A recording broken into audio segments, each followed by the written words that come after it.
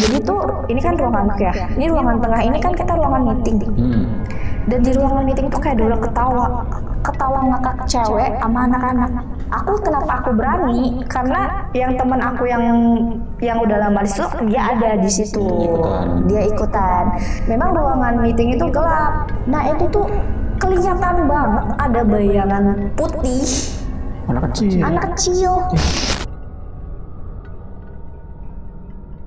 Jadi tuh kayak pakai kebaya kayak gitu, terus rambutnya tuh emang dicepol gitu Kak. Cepol itu yang bulat itu ya? Iya emang kayak terus yang ada konde atasnya gitu. Iya terus katanya kayak cantik banget sih teteh itu, kayak minta tolong gitu. Katanya minta tolong cariin anaknya. Dia bantuin si teteh itu doang. Dia tiba-tiba ngerasa nggak ketemu-temu nih, tapi si tetehnya tuh dari cantik berubah. Terus katanya pas udah berubah terakhir itu udah berdarah semua.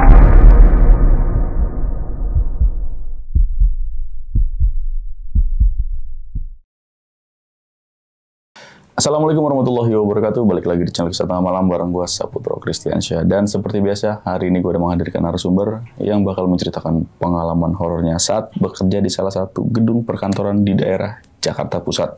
Kita sapa dulu, sebelah gue ada Mbak Fania nih. Halo Mbak. Halo Kak. Sehat Mbak ya? Alhamdulillah sehat. Alhamdulillah. Sebelumnya thank you banget nih Mbak ya. Udah mau datang lagi nih. Iya. Yang kedua kalinya nih Mbak. Ini kedua kali ya aku ke KTM ya. Thank you banget nih Mbak sebelumnya Mbak.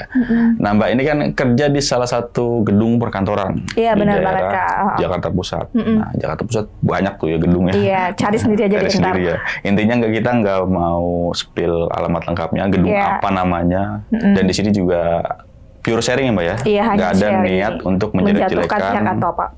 Pokoknya nggak ada niat untuk jelek-jelekin gedung itulah. Iya. Nah Mbak, ini kan kerja ya Mbak ya?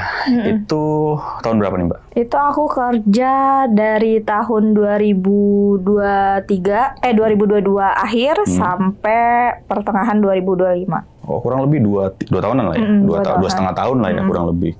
Nah ini kan gedung perkantoran ini kan berlantai-lantai nih ya. Iya benar. Banyak lah, ada puluhan lantai bisa dibilang ya. Mbak nempatin lantai berapa nih? Kalau kita di lantai 17. 17. Oke. Nah itu emang satu perusahaan nyewa satu lantai? Iya, satu lantai itu kita semua. Oke. Nah ini kan untuk perusahaan Mbak nggak usah kita sebut lah ya. Perusahaan apa-apa. Intinya di lantai 17. Nah tadi kan sempat cerita sedikit nih Mbak. Kalau di gedung itu security pun nggak berani nih naik ke lantai 11 ke atas. Iya benar. Jadi itu emang menurut security yang pernah aku tanya-tanyain gitu ya, mereka itu kalau misalnya kontrol malam hanya mentok berani sampai lantai 10 doang.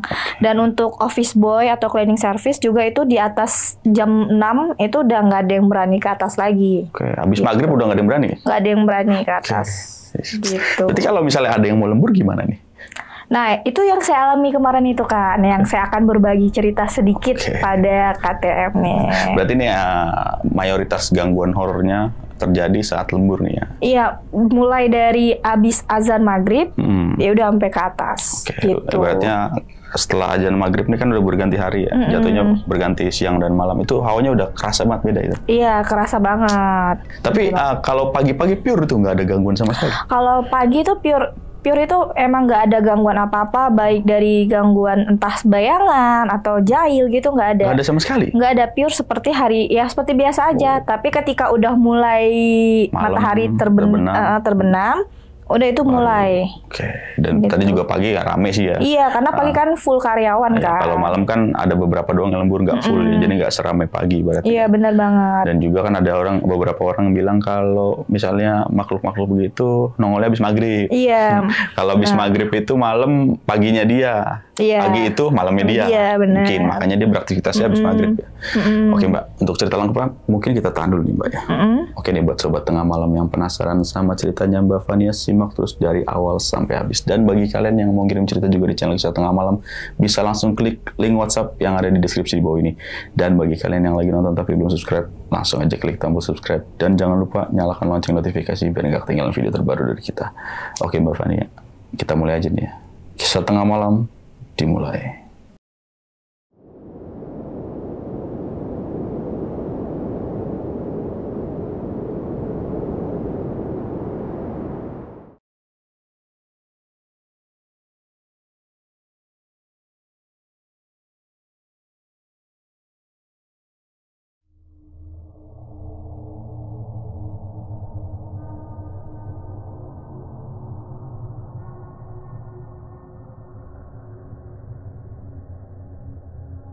sebelumnya aku cuma mau menginformasikan aja nih ya Kak ya. Dan sekali lagi aku pertegas di sini aku tidak menjelekkan gedung apapun dan tidak menjelekkan pihak manapun. Aku hanya men-share cerita yang aku alamin. Sebenarnya tuh karyawan-karyawan lain juga banyak ngalamin.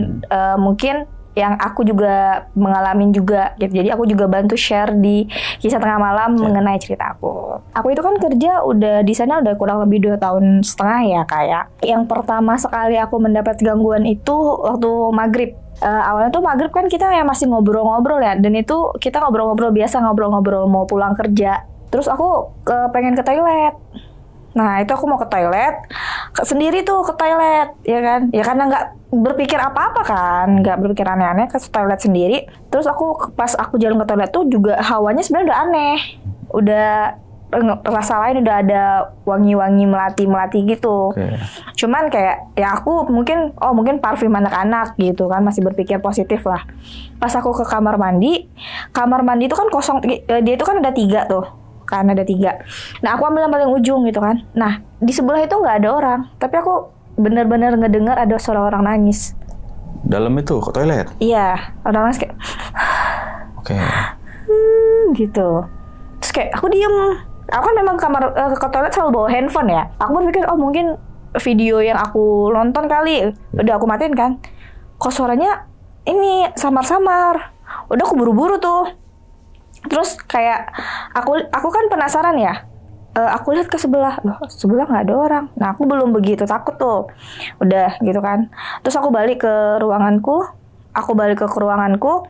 Terus aku tanya, tadi ada yang ke toilet ya? Bilang itu kan, karena itu kan sebenarnya toiletnya khusus kita aja, nggak ada orang lain, karena emang satu lantai itu kita sewa kan.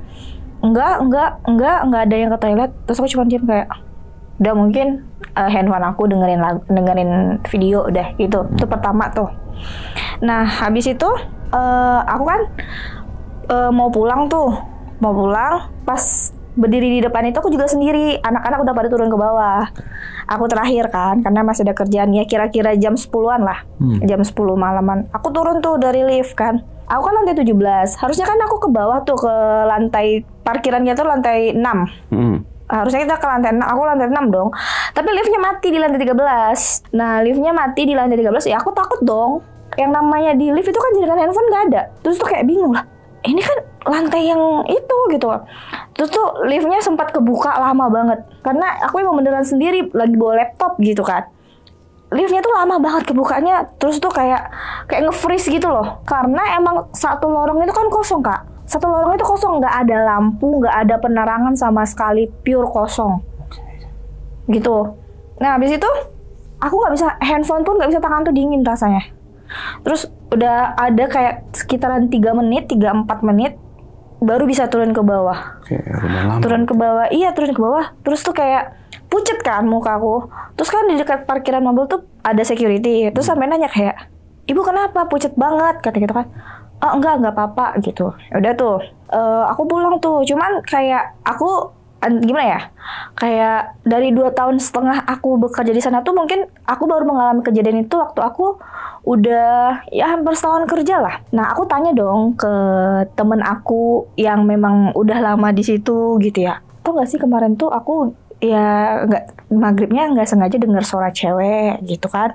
Terus pas pulangnya juga lift aku tiba-tiba berhenti di lantai 13 yang nggak boleh ditempatin, aku bilang gitu. Nah terus tuh teman aku tuh kayak cuma bilang kayak, "Lah itu doang, gua mah udah biasa," katanya kayak gitu. Terus kayak, "Hah udah biasa?" Terus teman aku bilang kayak, udah nggak usah diceritain, ntar lu malah nggak berani kalau pas ada lembur," katanya gitu kan. Biasa kan, apaan sih gitu kan. Nah terus selang 1 mingguan gitu, aku tapi masih penasaran nih Kak. Aku masih penasaran ada apa sih gitu kan. Aku tanya lagi nih sama temanku kan, kayak, aku mau nanya dong soal yang kemarin, aku masih penasaran.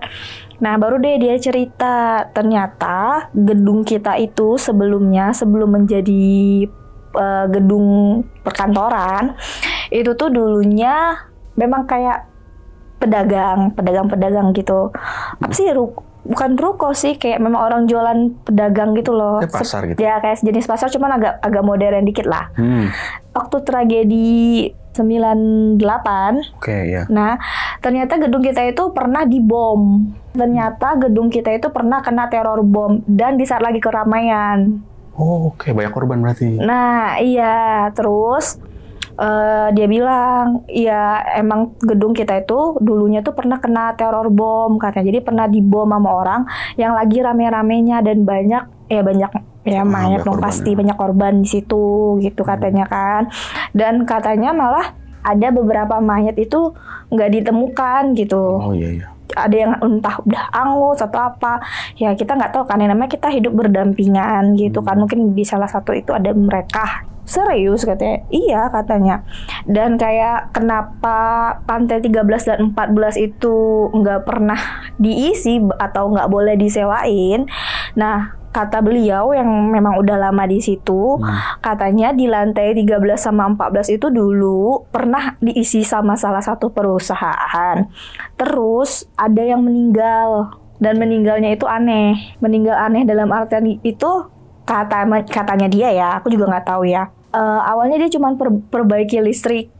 Perbaiki listrik kan, karena apa sih namanya, ya konslet, ada yang konslet gitu kan. Terus udah diperbaiki itu detik itu juga diperbaiki, balik lagi nih, udah diperbaiki kan, dia turun lagi ke bawah, ke bagian engineering kan, ke bawah. Terus ternyata masih konslet lagi, diperbaiki lagi ke atas. Terus dia yang kesengat, dan itu korbannya nggak cuma satu teknisi doang korbannya. Ini udah meninggal nih, anggap ini udah meninggal.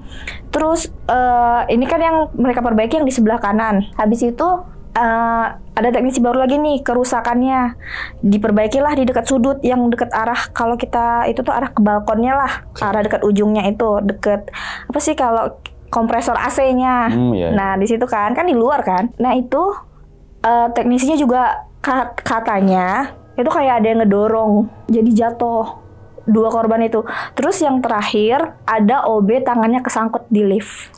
Tapi di lantai itu? Di lantai itu, makanya untuk mengurangi resiko ya apapun, jadi pihak gedung itu tidak membuka untuk disewakan di lantai 13. Kalau yang di lantai 14 itu katanya pernah ada kesurupan massal. Nah, kesurupan massal di lantai 14, dan itu bukan terjadi satu kali. Udah sering terjadi kesurupan massal.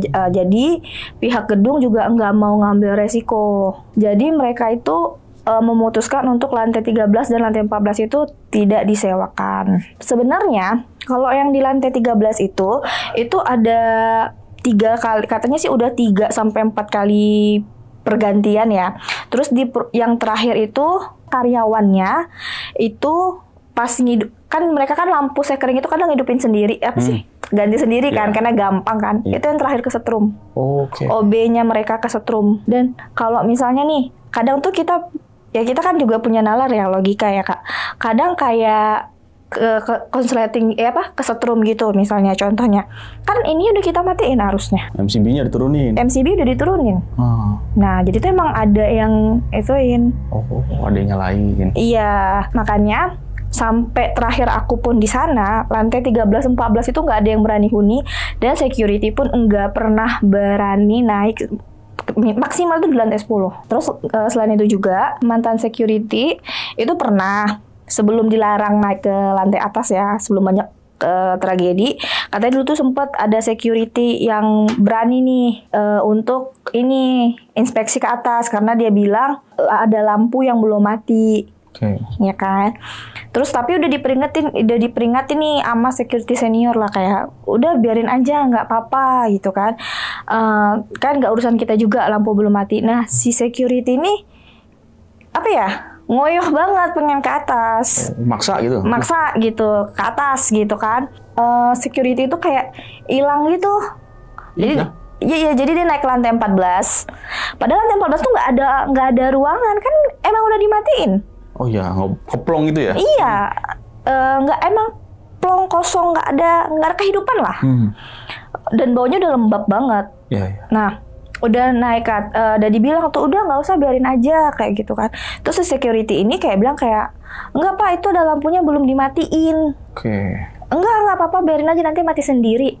Nah dia kekeh nih kayak, enggak apa-apa lah Pak, saya juga mau ke atas. Terus katanya teman aku itu, si security itu nggak ditemukan hampir 3 hari.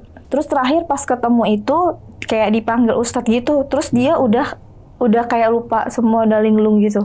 Tapi masih hidup? Tapi udah kayak sempat koma dia katanya.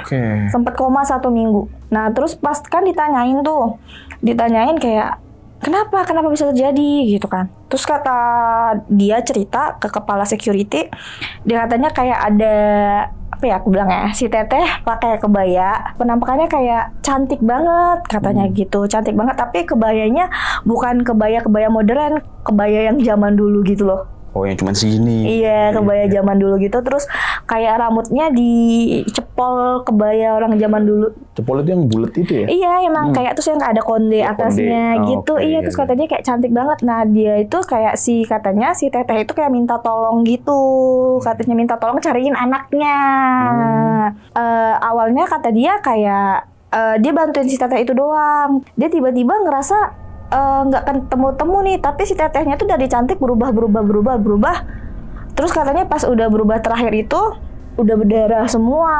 Dia udah nggak tahu lagi dia di mana katanya kayak gitu, dan dia nggak tahu kalau dia itu nggak di dunia lah ibaratnya gitu, udah dibawa ke alam sana, dia nggak tahu. Terus semenjak kejadian last si security itu, mulai detik itu katanya sih kejadiannya sekitar sekitar tahun 2000-an lah katanya. Udah lama banget gitu ya? Iya, sekitar tahun 2000-an. Semenjak itu security nggak ada yang berani lagi naik, maksimal tuh hanya di lantai 10. Ya, aku dapat cerita dari teman kantorku ya, yang memang dia udah lama di situ.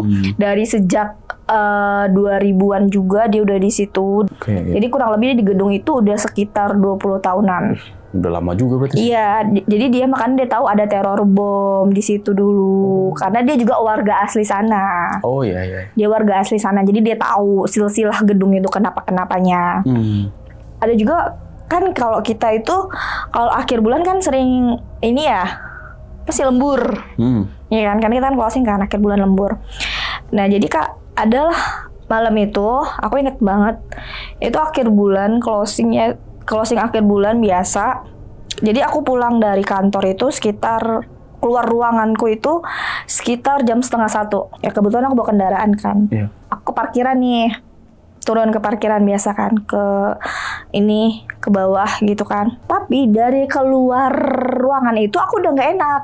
Nah terus pertama nih, aku baru keluar ruangan itu kayak ada bayangan lewat satu. Aku cuman kayak, aku pikir kayak mungkin AC. Tetap berpikir positif karena kalau takut aku gak jadi pulang nanti. Iya. Kan? Aku berpikir mungkin AC. Abis itu pas mau mencet liftnya kok naik turun. Aku kan di lantai 17.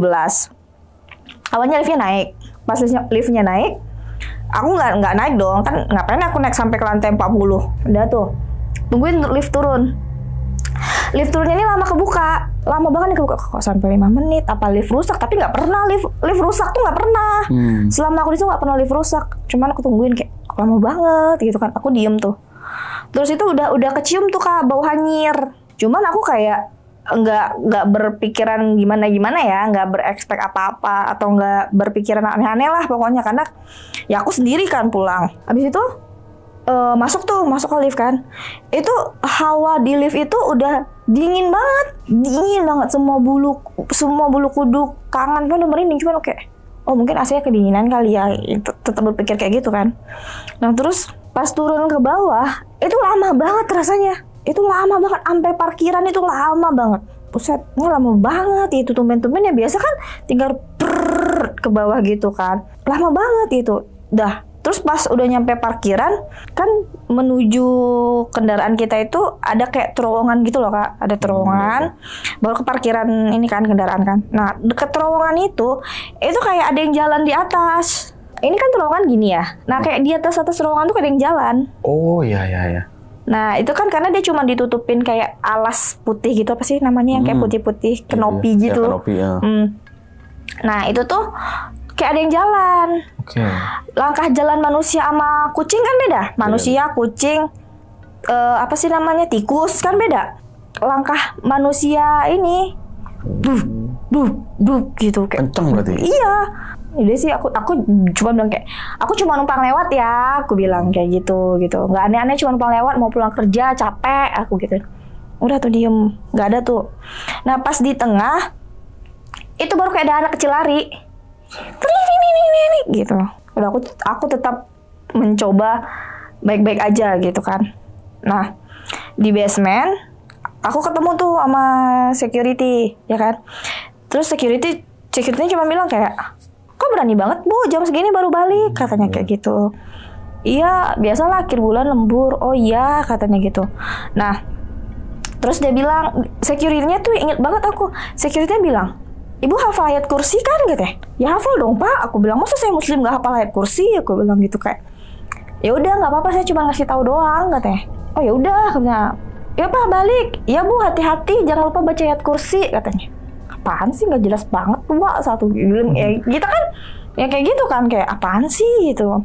Iya, aku bilang gitu. Terus malah security-nya bilang, jangan lihat kesepian ya Bu, katanya. Ngomong gitu dia? Serius. Jangan lihat kesepian ya Bu, fokus di depan aja. Aku bilang kayak apaan sih Pak, jangan nakut-nakutin. Nggak apa-apa, saya cuma bilang aja. Terus sampai dia bilang, kan kita kan parkiran naik gitu ya.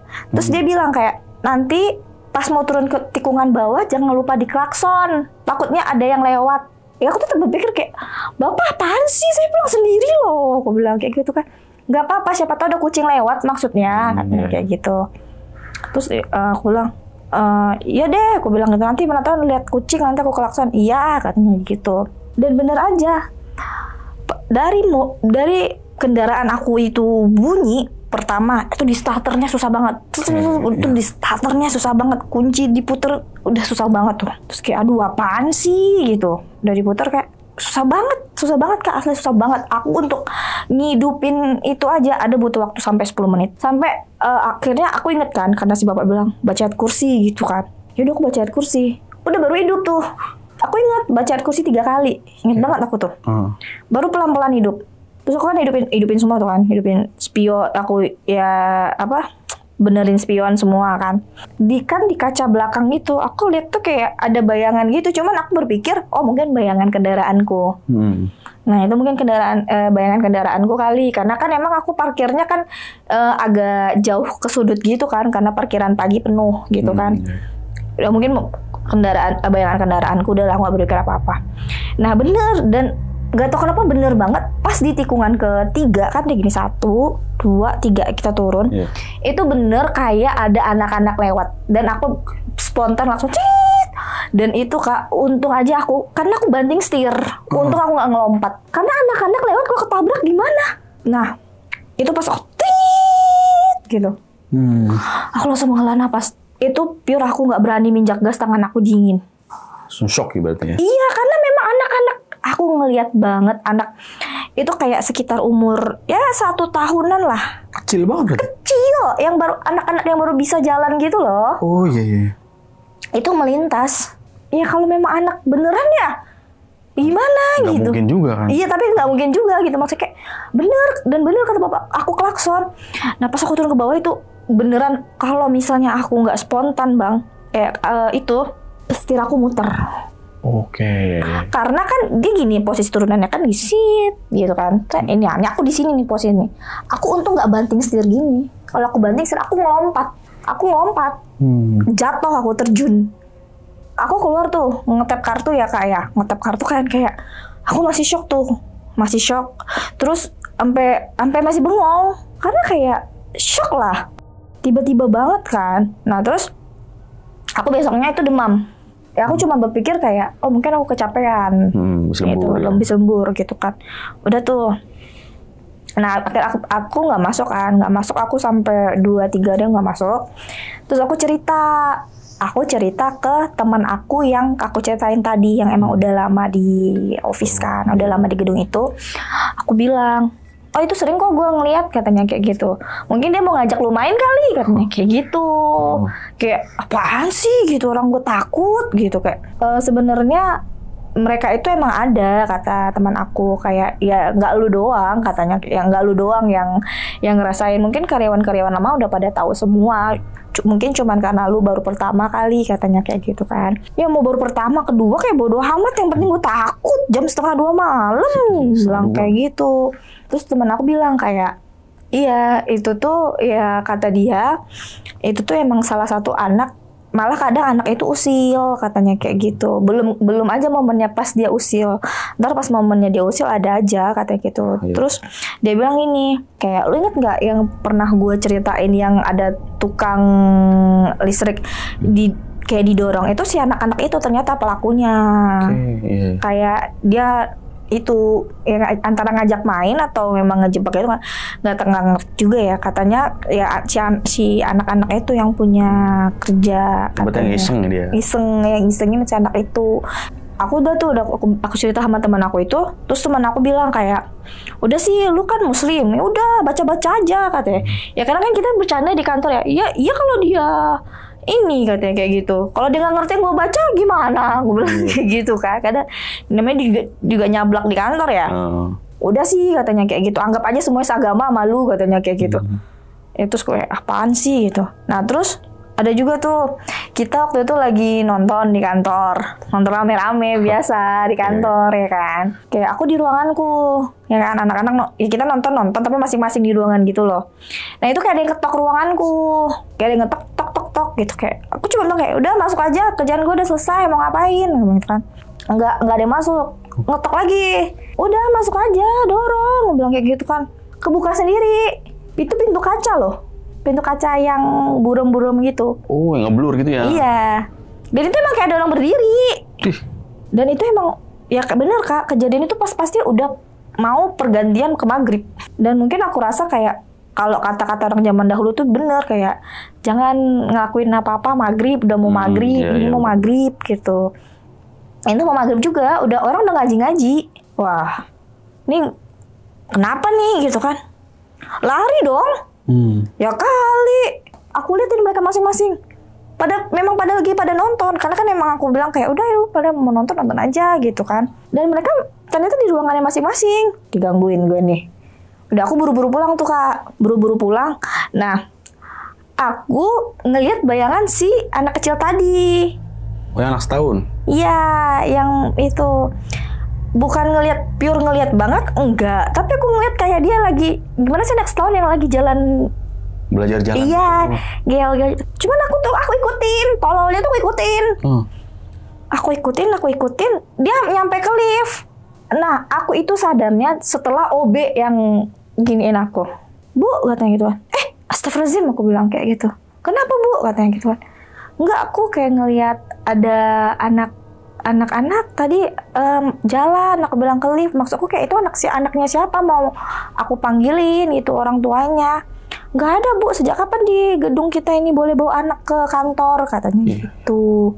Aku langsung astagfirullahaladzim. Udah tuh yang aku bilang sama mereka kayak, gue duluan ya, lo katanya mau sampai jam 10 ngindarin macet, ngindarin ini, katanya gitu kan. Kayak enggak apa-apa deh, aku pulang muter, aku bilang kayak gitu. Enggak, aku mau balik aja, macet loh, kalau misalnya nanti lewat situ kena gangan, gak apa-apa deh aku muter, aku bilang kayak gitu kan. Aku kepikiran tuh di jalan tuh Kak, aku kepikiran banget di jalan, sampai blunder sendiri, kayak ini sendiri, kepikiran sendiri gitu. Di antara percaya nggak percaya sama omongan temen aku itu yang satu kantor itu kan, tapi nggak mau percaya, tapi aku udah ngalamin 3 kali lah, ya kan, mau nggak percaya. Aku kebetulan punya temen ya staff di kantor juga.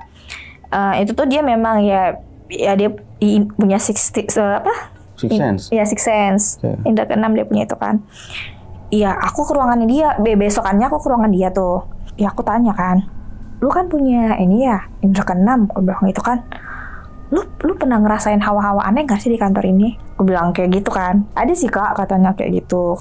Terus aku bilang kayak, ada anak-anak gak sih? Banyak, katanya kayak gitu. Banyak bilangnya? Banyak, dia bilang. Banyak, katanya kayak gitu. Kenapa? Kakak dijailin, katanya gitu kan. Enggak, kamu ingat gak? Aku bilang kan, kemarin yang aku buru-buru pulang. Nah itu tuh aku kayak ngikutin anak-anak, aku bilang kan, ya kisaran umur 1 tahunan gitu. Dia masuk ke lift, dan untungnya ada ini OB yang manggilin aku. Kalau enggak mungkin aku aku udah masuk ke lift. Aku bilang kan, iya, kata di situ banyak kan anak-anak, katanya kayak gitu. Dan mereka itu semuanya ada yang jahat, ada yang baik, katanya kayak gitu. Terus dia nanya sama aku kayak, yang kakak lihat tuh yang gimana gitu kan, kayak ya kayak umur baru setahun yang baru belajar jalan gitu, cuman kayak banyak darah di badannya. Oh itu yang jahat kak, katanya kayak gitu. Emang iya ya, emang ada berapa sih? Ya aku nanya kan, banyak kak di sini, katanya kayak gitu. Di sini tuh banyak, katanya. Itu kira-kira mereka mau ngapain sih gangguin kita, kan kita di sini nggak ngapa-ngapain, kita kerja, aku bilang itu. Terus dia bilang kayak, iya sebenarnya sih gimana ya kak, katanya kan kita mau nyalahin dia juga sebelum kita ada dia udah ada di sini, katanya kayak gitu. Terus itu katanya dia ya, terus tuh memang sebelum dia awal-awal dia masuk di sini katanya sempet juga ada gimana ya, kayak salah satu sosok itu ngebisikin dia gitulah katanya. Yang punya indra keenam ini? Iya, yang punya teman aku yang punya indra keenam ini, katanya kita itu masuk ke mereka nggak izin, katanya gitu ya. Izin apanya aku nggak ngerti ya. Iya. Gitu, makanya kayak mereka tuh mau gangguin kita biar kita nggak di situ gitu. Biar nggak betah. Kalau gitu kenapa waktu aku baru 6 bulan diganggunya, kenapa nggak ya sekitar 6 bulan diganggunya, kenapa nggak waktu dari awal-awal? Aku bilang kayak gitu kan. Terus dia bilang kayak sebenarnya sih kamu aja kali kak yang baru ngerasain banget, kalau kita mah tanya aja satu lantai kita udah ngerasain semua, jadi kita nggak kaget sama yang kamu ceritain, katanya kayak gitu. Kayak, oh iya, kok kan nggak ada yang cerita ke aku bilang kayak gitu kan, kayak ya apa faedahnya cerita ke kakak, katanya kayak gitu. Iya bener juga sih, cuman kayak aku kan yang kayak, terus aku sampai tanya gini, bener nggak sih kata si bapak itu kalau sebenarnya tuh kantor kita tuh bekas ada tragedi teror apa begitu, lu kan bisa ngeliat nih, lu pasti tahu lah, aku bilang kayak gitu kan. Pasti di antara mereka tuh ada yang pernah cerita ke lu, yang selama ini kakak lihat itu ya yang mereka yang kayak mayatnya nggak ditemu-temuin. Oh, para korban. Iya, para korbannya yang mayatnya nggak ditemuin. Jadi dia kayak masih nyari-nyari gitu. Buset, aku bilang kayak gitu. Nah, ada lagi nih kak, kejadian ini OB aku tuh sampai ini OB yang khusus kantornya kita ya. OB khusus kantor kita, bukan OB gedung ya. Sampai dia hampir kesetrum. Hampir ya. Belum. Itu gara-gara kalau misalnya kita pikir logikanya, itu kita hampir tiap hari nih bikin ngidupin microwave. Itu nggak ada masalah. Terus hampir aja kejadian naas OB kita itu kesetrum gara-gara nyoklokin microwave. Terus kata dia kayak ada yang sengaja, bukan sengaja sih, kayak ada yang mau masukin tangan dia ke lubang. Oh, lubang colokan itu? Iya. Dia bilang kayak gitu. Terus itu si OB ini kan cerita sama kita kan kalau makan kan pas di pantry ya. Terus kata teman aku yang bisa lihat itu, yang indra keenam, bilang kayak, nah itu kak, itu salah satu yang jahil tadi, katanya gitu. Terus kayak, kenapa dia kayak gitu? Aku bilang kayak gitu, ya dia jahil. Nah terus itu juga aku nanya lagi tuh kak ke teman aku kan, yang memang yang awal tadi. Terus dia bilang kayak, sebenarnya di sini tuh rata-rata cewek, katanya. Penghuninya? Iya, rata-ratanya si teteh yang di situ. Karena kan itu memang bekas pasar katanya. Jadi kayak orang-orang pulang belanja, lagi belanja gitu. Dan rata-rata itu emang pakaiannya yang mereka lihat tuh pakaian orang-orang zaman dulu gitu kak. Bukan pakaian-pakaian modern, emang orang-orang pakaian orang zaman dulu. Terus itu dia bilang kayak, lu tau nggak kursi gua tuh pernah diputerin, katanya. Dia cerita nih? Dia cerita kayak, lu tau nggak kursi gua pernah diputerin itu sama yang pakai kebaya. Serius pak, lah ngapain gua bohong, katanya gitu. Kayak buset, serem juga ya, aku bilang kayak gitu. Cuman dia bilang kayak, ya namanya kita hidup di dunia ini kan berdampingan. Bilang kayak, ya kan kita nggak ganggu dia, ya itu kata lu. Cuman kan kata dia kalau dia merasa terganggu sama kita nggak tahu. Terus itu udah tuh. Tapi aku kan orangnya masih penasaran banget ya kak ya. Terus itu kekepoan aku nggak sampai di situ. Aku ke bawah dong. Dan kebetulan itu kan kepala security itu emang ternyata udah lama kerja di situ ya, dari tahun 90-an, dari zaman itu kebakaran, itu di bom, di bom. Aku tanya tuh, emang kepala security-nya udah tua banget, udah uzur lah gitu. Aku kan kepo ya, aku tanya kan ke bawah gitu, Pak, bener ya kalau misalnya ini gedung kita ini dulu pernah dibom? Aku bilang kan, iya waktu zaman kerusuhan dulu katanya gitu. Terus itu gedung kita ini emang sebelumnya bekas apa sih Pak? Aku tanya gitu kan. Bekas ya kayak pasar modern lah pada zaman dulu. Nah pas dibom itu lagi rame-ramenya. Oke, dia cerita begitu nih. Iya, lagi rame-ramenya. Jadi emang banyak, ada yang ketemu mayat kepala, ada yang ketemu udah hangus, ada yang badannya udah pecah banyak. Jadi itu kayak, terus dia bilang, kenapa? Ibu ada ngalamin apa? Katanya gitu kan. Terus aku bilang, ya aku tuh berapa kali ketemu sama anak kecil. Abis itu aku di toilet pernah dengar suara orang nangis. Aku bilang nggak ada orang. Aku bilang kayak gitu kan. Terus aku bilang, terus kayak lift aku tuh tiba-tiba kemarin pernah berhenti di lantai 13. Aku bilang, kan lantai 13 itu kosong selalu. Terus dia cuma bilang kayak, ya alhamdulillah ibu masih selamat, katanya kayak gitu. Sampai ini aku juga sebenarnya nggak ngerti ya. Aku tuh nggak ngerti kalau yang masalah-masalah mistis tuh jujur li aku nggak ngerti apa-apa ya. Terus si kepala security nanya sama aku, ibu ngerti kalender kejawen nggak? Kata gitu kan. Iya, nggak ngerti. Aku bilang kayak gitu kan. Ibu lahir tanggal berapa? Katanya kan. Aku sebutin kan tanggal sekian. Oh ibu Kliwon, tulangnya tulang wangi. Oh tulang wangi. Ya. Iya. Nah itu kenapa? Ya kayak ibu ini disenangi sama mereka. Buset, disenangi gimana? Kayak gitu kan kayak. Iya kalau bagi mereka ibu tuh disenangin katanya gitu kan. Terus aku bilang kayak, kenapa baru 6 bulan ini? Aku bilang kenapa nggak dari awal? Ya kan pasti mikir kayak gitu kan. Terus kayak ya kalau itu saya kurang tahu katanya. Terus tuh kayak dia kayak naro kunyit atau apa gitu di tangan aku, lupa aku. Entah kunyit entah apa diginiin. Terus tapi itu aku nggak, antara percaya nggak percaya juga. Kunyit itu warnanya kan agak oranye gitu ya. Terus itu berubah jadi kayak warna ini. Apa sih Kak? Kayak udah kunyit itu kan yang mata banget oranye. Dia udah kayak oranye kemerahan gitu loh. Nah itu kayak, ini apa maksudnya nih? Dia cuma senyum kayak, nggak apa-apa katanya kayak gitu. Itu mereka cuman isengin kamu aja karena aura kamu tuh mereka seneng katanya. Kayak, apa? Aku bilang kayak gitu. Nah terus kayak dia cuma bilang, yang penting inget aja kita ada Allah katanya. Baca aja ya Al-Fatihah 3 kur sama ayat kursi katanya kayak gitu kan. Dia cuma peringatin aku gitu. Terus dia bilang kayak jangan kosong. Kalau ada yang isengin ya udah didiemin aja katanya gitu. Oh ya udah aku bilang gitu kan. Nah selang dari itu, berapa hari selang itu aku kan izin keluar kota. Nah pas aku izin keluar kota itu aku dapat kabar tuh Kak dari anak-anak, katanya ada yang kesurupan. Oh di lantai 17 nih? Iya di lantai kita.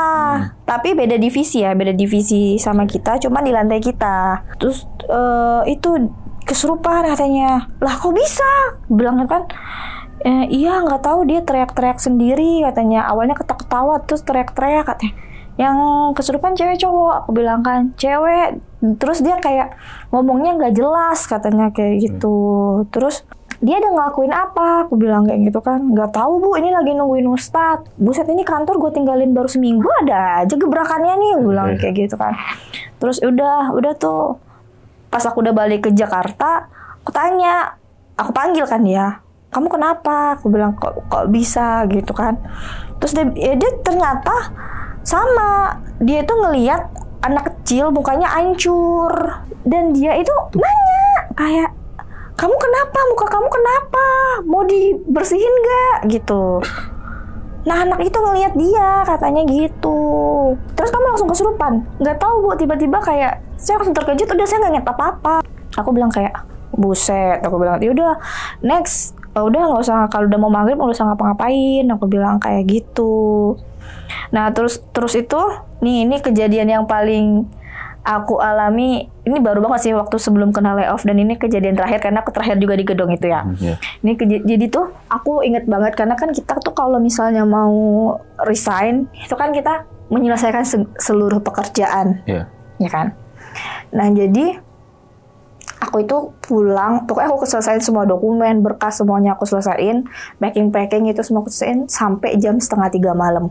Emang pas-pasan closing dan aku memang kan udah besoknya tuh udah nggak di situ, jadi aku memang mau pure selesai semua. Nah itu aku bener-bener ngelihat. Jadi tuh ini kan ruanganku ya, ini ruangan tengah ini kan kita ruangan meeting. Dan di ruangan meeting tuh kayak ada orang ketawa ngakak cewek sama anak-anak. Oke. Nah, kenapa aku berani? Karena yang teman aku yang udah lama di situ, dia ada di situ. Dia ikutan. Terus aku diem aja tuh, aku masih beres-beres, aku masih packing gitu. Terus dia ngejatohin ini Kak, papan tulis. Oh iya. Prak, katakan. Aku teriak, Pak, aku bilang kayak gitu. Terus gak ada yang nyaut. Aku diem tuh. Dia jatuhin ini lagi. Infokus, yang layar infokus. Fokus ya? Iya, prak gitu. Wah ini udah gak bener dong. Tapi aku gak berani keluar. Ruangan aku tuh gak aku hidupin seluruh lampunya. Akhirnya aku hidupin seluruhnya lampunya tuh. Memang ruangan meeting itu gelap. Ya kan. Nah itu tuh kelihatan banget ada bayangan putih. Panjang banget rambutnya sama emang anak itu. Anak kecil. Yeah. Aku megang handphone itu udah gemetar. Aku mau mencet nomor teman aku itu kan. Mencet. Aku tuh soalnya udah geter kayak udah shock dong gitu. Pak bisa ke ruangan aku sekarang nggak? Loh, saya lagi beli makan di depan katanya gitu. Terus kenapa katanya gitu kan? Aku dikerjain nih, aku bilang kayak gitu. Ya udah, kamu tunggu bentar, aku ke atas gitu kan. Dia itu udah ngacak-ngacak semua. Itu kan di ruangan aku ada CCTV ya. Dan itu di CCTV pun kelihatan banget ada bayangan gini. Cepet. Tapi bayangan doang. Iya. Krek gitu. Dan emang dijatuhin semua. Itu real sebelum itu. Berarti benda bergerak nih ketangkap CCTV? Ketangkap.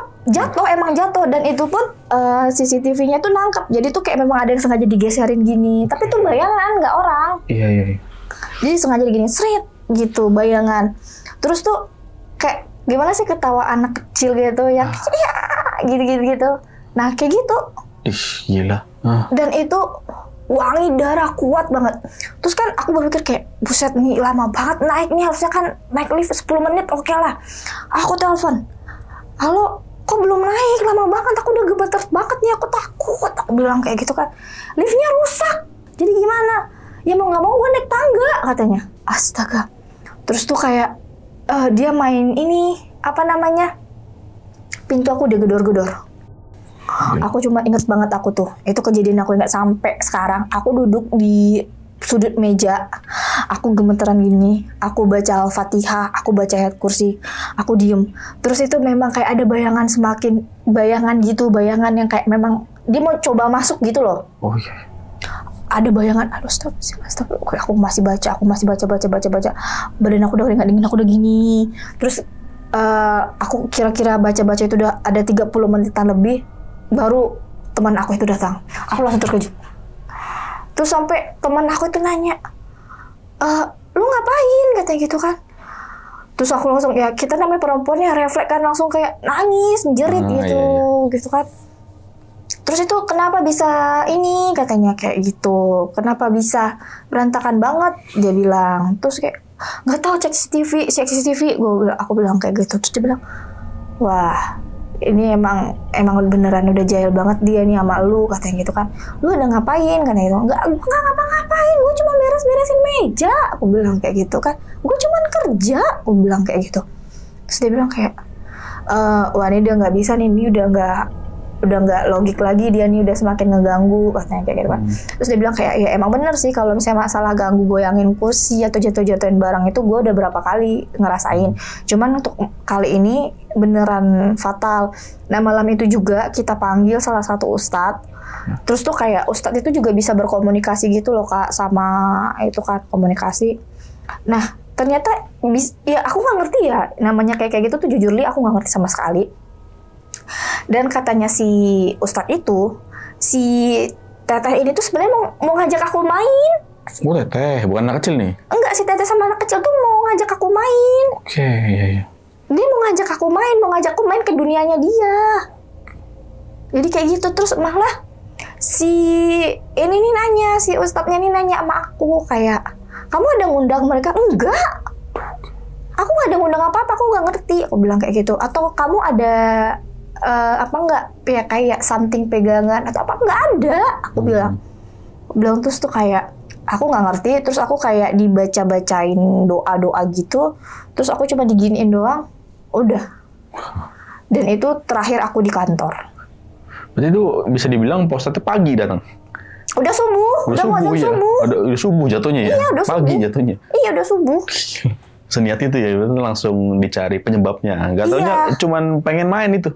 Iya, bahasanya itu kan kayak pengen main, mau ngajak aku main ke dunianya mereka.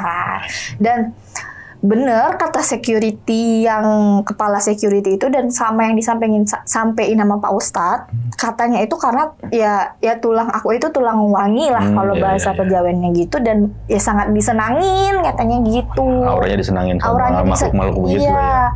Aku kayak, terus aku bilang kayak, untung aja lah aku hari terakhir di sini gitu, kayak udah nggak bisa gitu. Terus dia bilang kayak, ya nantinya dimanapun ya Mbak bekerja selanjutnya atau dimanapun, ya yang penting ingat aja kita tuh emang hidup berdampingan gini. Katanya. Cuman kayak, wah itu terakhir sih. Aku kalau ngingat kantor itu, waduh, apalagi kalau udah ngelewat kantor dan aku ngeliat, wah. Keinget ya? Keinget aja gitu. Ibaratnya kayak trauma. Beneran trauma Kak, karena kayak sampai sekarang tuh kejadiannya aku ingat.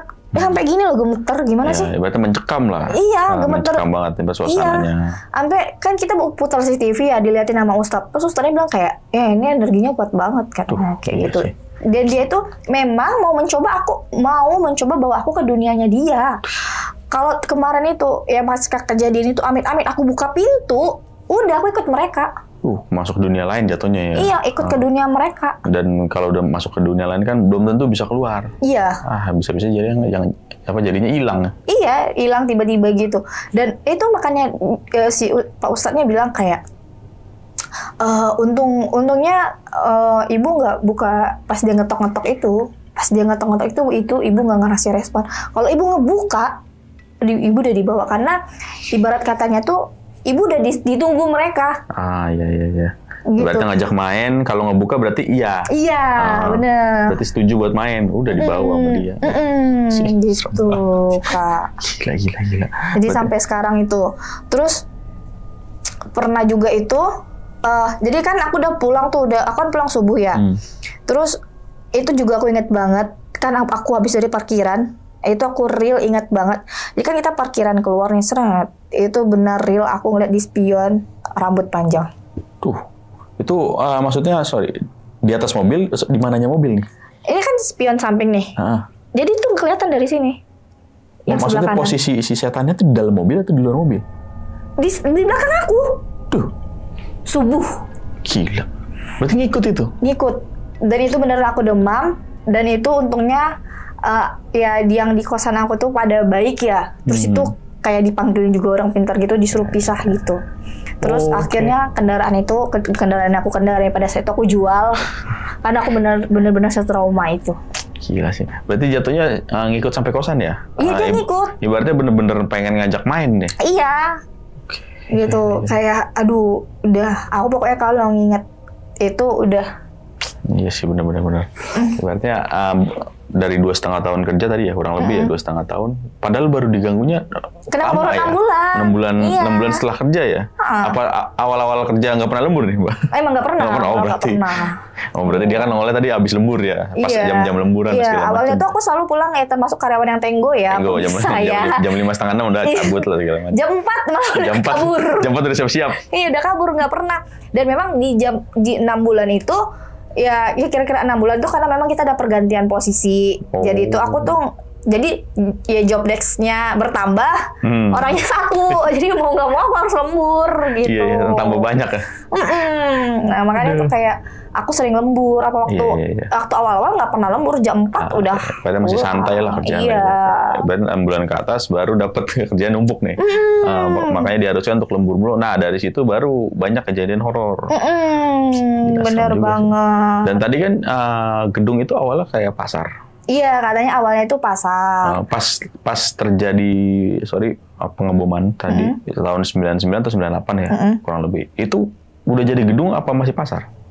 Itu katanya awalnya pasar modern. Maksudnya masih pasar modern pas lagi dibom? Pasar modern pas lagi dibom. Iya. Penampakan yang di lantai 13 atau 14 saya lupa tadi.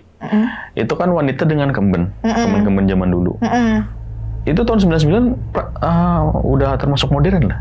Iya, tapi kalau misalnya menurut ceritanya mereka itu yang emang udah lama di situ, yang meninggal pada saat itu tuh yang kesetrum, itu tuh yang pakai kemben itu. Iya. Oh, mungkin itu setan dari zaman dulu mungkin bisa kali jadi, ya. Bukan korban dari mohon maaf yang keboman tadi. Iya. Dan emang sebenarnya tuh yang ngeganggu banget itu ya yang si adik kecil itu tadi. Ya, kecil ganggu banget sih emang. Iya. Ibaratnya sampai dorong tadi ya.